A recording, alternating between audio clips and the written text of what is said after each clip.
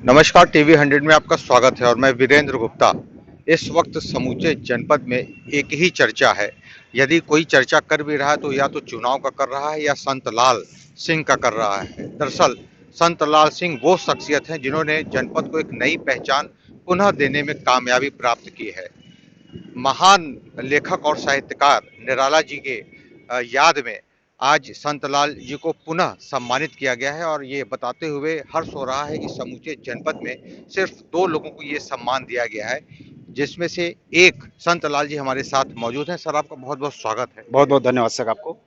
ये जो जो पुरस्कार से आप सम्मानित किए गए हैं, जी जी सर। आपको क्या लगता है कि इसका असली हकदार कौन है और ये और युवाओं को कैसे प्रेरणादायक हो सकता है, इसके बारे में हमारे दर्शकों को बताएं। देखिए सर, साहित्य एक बहुत बड़ी चीज़ है और साहित्य के बारे में कहा गया है कि अंधकार है वहाँ जहाँ आदित्य नहीं है और मुर्दा है वह वतन जहाँ साहित्य नहीं है। तो सर, रचनाकार या साहित्यकार तो हर एक व्यक्ति होता है, लेकिन रचना को साकार करने वाले कम लोग होते हैं।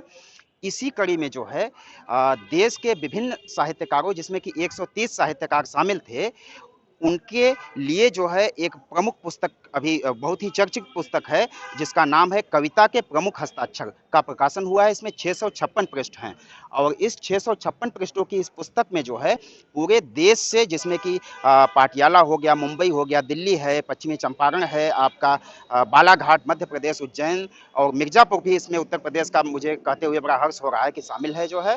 तो साहित्यकारों को इसमें जो है चुना गया था, जिसमें मिर्जापुर से 2 साहित्यकार, एक वरिष्ठ साहित्यकार आदरणीय परम आदरणीय केदारनाथ सविता सर हैं और युवा साहित्यकारों में, युवा कवियों में मुझे चुना गया है। तो इसके लिए जो है इस पुस्तक में हम लोगों की प्रतिनिधि रचनाएं जो है संकलित की गई हैं। उसी के उपलक्ष्य में साहित्य के क्षेत्र में दिया जाने वाला प्रतिष्ठित पुरस्कार, जिसको निराला स्मृति सम्मान के नाम से जाना जाता है, यह पुरस्कार प्रतिष्ठित, देश की प्रतिष्ठित साहित्यिक संस्था गुप्तकों के द्वारा जो है कल दिनांक 20 फरवरी 2022 को निराला जयंती की पूर्व संध्या पर प्रयागराज में यह पुरस्कार दिया गया। यह पुरस्कार देने वालों में, मतलब इस समय वर्तमान में हाई कोर्ट की जो लखनऊ खंडपीठ है, उसके न्यायमूर्ति अशोक कुमार सिंह और देश के मशहूर गीतकार यश मालवीय के हाथों यह पुरस्कार प्रदान किया गया। इसको लेकर सर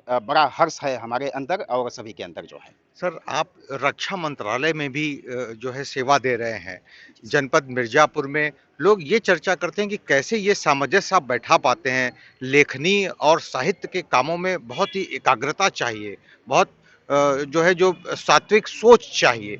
आपको लगता है कि इस परिवेश में आप इसमें बेहतर सामंजस्य बैठा लेते हैं? जी सर, बहुत बड़ी आपने बात कही कि साहित्य साधना का विषय है और जो साहित्यकार होता है वो साधक होता है और साधक की गंभीर साधना के फलस्वरूप ही साहित्य उत्पन्न होता है। तो सर, मैं आपको बताऊं, मुझे बताते हुए बड़ा हर्ष हो रहा है कि जब मैं कक्षा 11वीं में था, तभी से मैंने साहित्य लिखना शुरू कर दिया था और उन दिनों सरस सलील एक प्रसिद्ध पत्रिका थी, जिनमें मैंने गधे के पीठ पर एक मजाक भी लिखा था। डरावना सफ़र मेरी कहानी भी, उन दिनों की बात है जब मैं इंटरमीडिएट में था। डरावना सफ़र कहानी भी प्रकाशित हुई और साथ में जो है मैं फिर कविताएं करने लगा, मतलब एकेडमिक लेखन से हट गया, जैसे गद्य उपन्यास कहानी वगैरह से हट करके। तो मैं सर देखिए, काम के साथ साथ जो है साहित्य क्या है कि हमारे आपके जीवन की दैनिक अनुभूति है सर, जो हम आप वही चीज़ जन सामान्य देखता है, सभी लोग देखते हैं, लेकिन साहित्यकार जो देखता है उसको अलग नज़रिए से देखता है, अलग दृष्टिकोण से देखता है। जो चीज़ें समाज में घटित हो रही हैं, उन्हीं चीज़ों को बस हम लेखनीबद्ध करते हैं और ऐसी इस तरीके से लेखनीबद्ध करते हैं कि पाठक जो है उसको पढ़कर ये लगे कि नहीं, साहित्यकार ने तो वही बात कह दी जो मैं सोच रहा था। तो ये सारी चीज़ें हैं सर, इस तरह से मैं सामंजस्य बना पाता हूँ।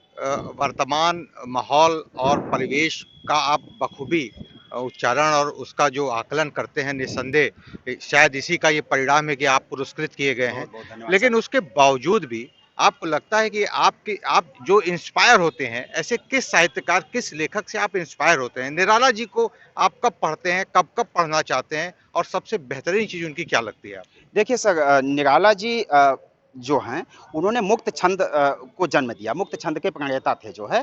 तो देखिए, निराला जी जो थे वो पूंजीवाद, जिसको कैपिटलिस्ट कहते हैं, पूंजीवाद पे बड़ा ही ज़्यादा प्रहार किया, समाज में व्याप्त विसंगतियों, दुर्व्यवस्थाओं पर बड़ा ही ज़्यादा कुठाराघात किया। निराला जी को पढ़ने का मेरा मेन मकसद ये है कि निराला मेरे फेवरेट साहित्यकार तो हैं ही, और साथ में गोस्वामी तुलसीदास भी मेरे बहुत ही फेवरेट साहित्यकार हैं, बहुत ही प्रसिद्ध कवि हैं, तो पूरे विश्व के कवि हैं, लोकनायक जिनको कहा जाता है। तो देखिए सर, निराला की जो रचना है एक जूही की कली है। अब जूही की कली की रचना के बारे में मैं बता दूं कि उन दिनों जब निराला लिख रहे थे, महावीर प्रसाद, आचार्य महावीर प्रसाद द्विवेदी कार्यरत थे। उन्होंने जूही की कली रचना को भेजा छपने के लिए, लेकिन आचार्य महावीर प्रसाद द्विवेदी ने उस रचना को वापस कर दिया।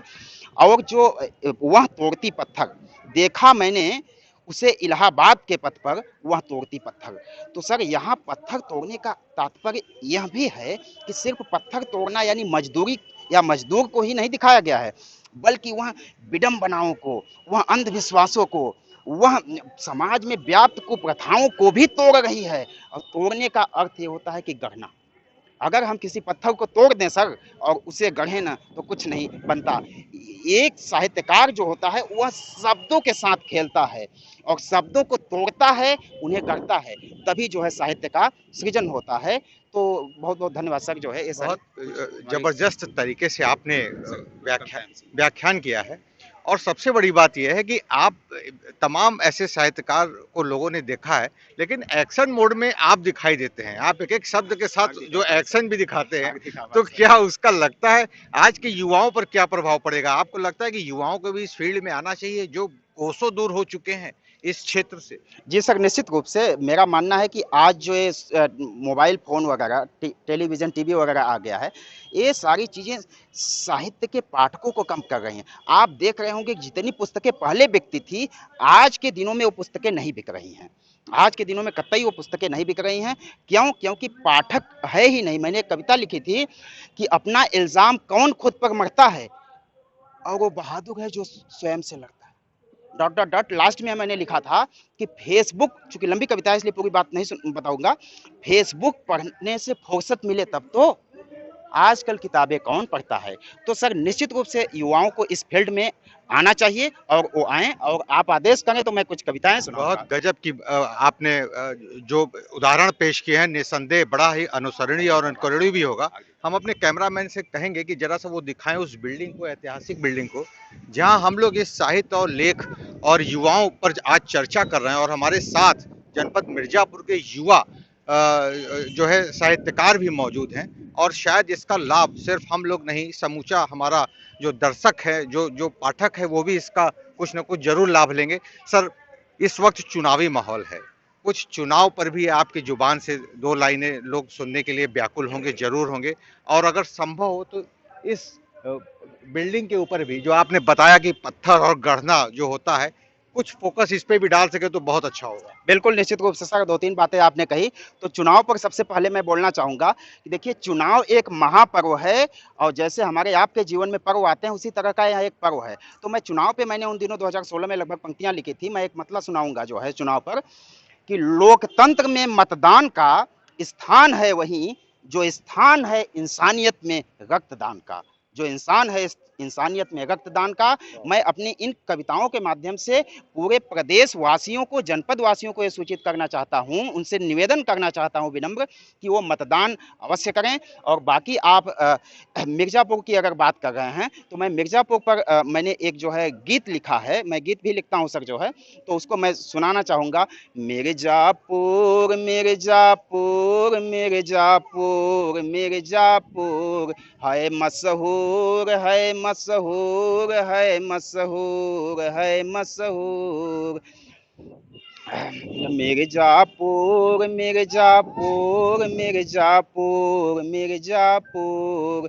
इस तरह से सर जो है, उसमें बहुत लंबी कविता है ये गीत। बहुत बहुत शानदार, जो आपने एक तरीके से अपील भी कर दिया, तमाम मतदाताओं को भी प्रेरित कर दिया आपसे। तो कुछ जो बेहतरीन कविता आपको लगता है कि जरूर सुनना चाहिए, उसको भी जल्दी से बता। बहुत बहुत हार्दिक धन्यवाद सर। मैं देखिए, चूंकि ओज की कविताएं लिखता हूं, तो ओज में मैं मुख्य रूप से लिखता हूं साहित्यकारों के लिए कि सृजन नहीं संहार लिखो। और हर शब्द शब्द हथियार लिखो, और पढ़कर दुश्मन थर थर कांपे, कविता इतनी दमदार लिखो। और हैं बचे गिने चुने कुछ शेर ही संसार में, और है नहीं यकीन तो कल पढ़ लेना अखबार में।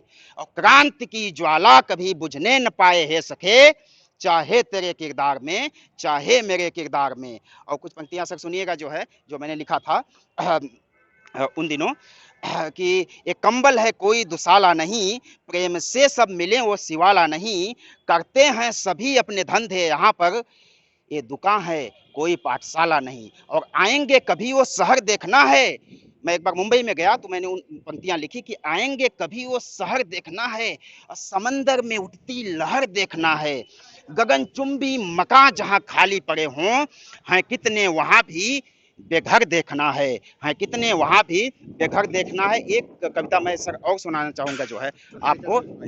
जी सर, बिल्कुल एक कविता मैं सुनाना चाहूंगा।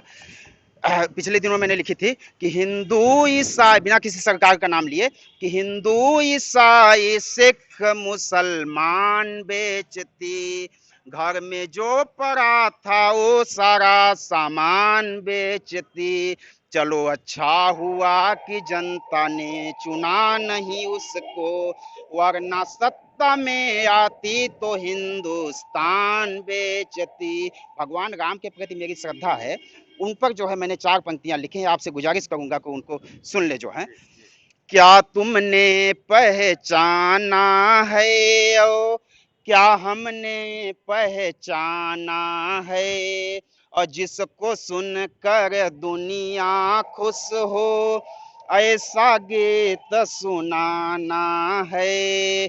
और मथुरा काशी और अयोध्या है इतनी अनुपम धरती, जन्मे थे भगवान जहाँ पर, जन्मे थे भगवान जहाँ पर, मंदिर वहीं बनाना है, रह न जाए कहीं अंधेरा। मेरी भावनाएं देखिएगा सर, साहित्यकार क्या सोचता है कि रह न जाए कहीं अंधेरा, दीपक वहीं जलाना है, चाहे पाक हो या हो चाइना, अब परचम लहराना है।